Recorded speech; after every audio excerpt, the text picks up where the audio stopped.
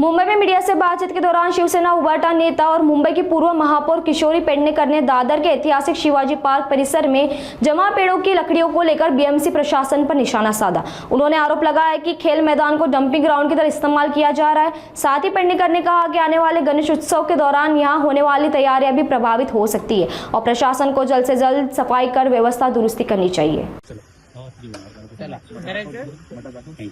किशोरी, आज तुम्ही दादरच्या या क्रीडा भवनाच्या जागेवर आलेला आहात, काय तुमचं म्हणणं आहे? जी झाडं पावसात तुटली होती बहुतेक इथे आणून टाकलेली दिसतात।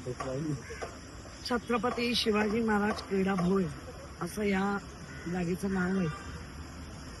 बाजूला लहान मुलांचं बसण्या उठण्याचं ज्येष्ठांचं जागा आहे आणि अशा क्रीडा भवनाच्या त्याच्यामध्ये मला डाऊट आहे या मेंटेनन्सचं काहीतरी संगनमत आहे। या मेंटेनन्सच्या जो एक्झिक्युटिव्ह आहे किंवा एई आहे, सब इंजिनियर आहे, एसी आहे, या लोकांना हीच जागा कशी काय मिळाली? कारण आणि एकदम या जागेचं स्वरूपच डम्पिंग ग्राउंड, 6 महिने तरी ही जागा स्वच्छ होईल असं वाटत नाही।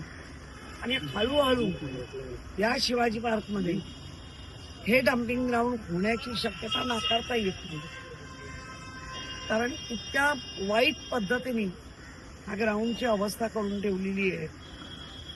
त्यामुळे खेळाडू, नागरिक ह्यांचा जो हक्क आहे यालाही बाधितपणा केलेला आहे। माझं म्हणणं आहे की इथे गणपतीचा पॉन्ड असतो, आता ते गणपतीचे पॉन्ड होतील की नाही शंका आहे। कारण शंकर राऊत, महेश सावंत या सगळ्यांनी मिळून इथे व्हिजिट घेतली। स्वतः राजसाहेबांनी पण अनेकदा सांगितलं की असं ऐकायला येतंय, तुम्ही याच्यावरती कारवाई करा।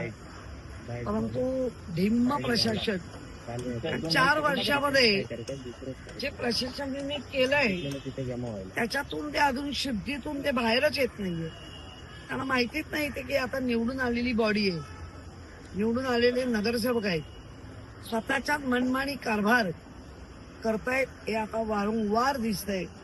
मला वाटतं या उद्यानाची जी अवस्था करून टाकली संपूर्ण, तिथे कठोर कारवाई व्हायला पाहिजे। झाडं पडली, झाडं हे झाली, परंतु त्या कॉन्ट्रॅक्टरला त्या वेळेला उचलून घेऊन जा हे सांगण्यात आलेलं आहे। मग हे मेंटेनन्सचं संगनमत आहे का? जे जी डिपार्टमेंट आहे, सॉरी प्रभाग आहे, त्या प्रभागामध्ये जो डिपार्टमेंट आहे मेंटेनन्स, या मेंटेनन्सच्या संगनमतामुळे हे असं काही घडतंय का, असं आता प्रश्नचिन्ह उभा आहे। इथे पाणी सुद्धा काही ठिकाणी